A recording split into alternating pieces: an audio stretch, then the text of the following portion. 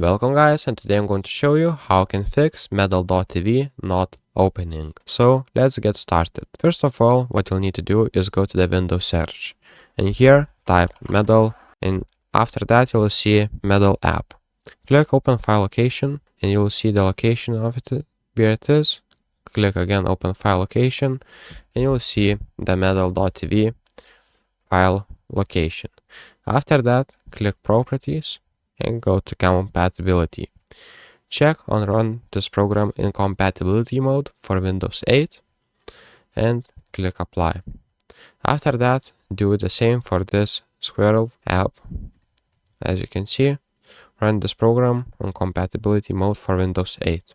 Second step, what you can do and try to do is right click on your taskbar and click Task Manager. Here you'll need to find your medal and end the task.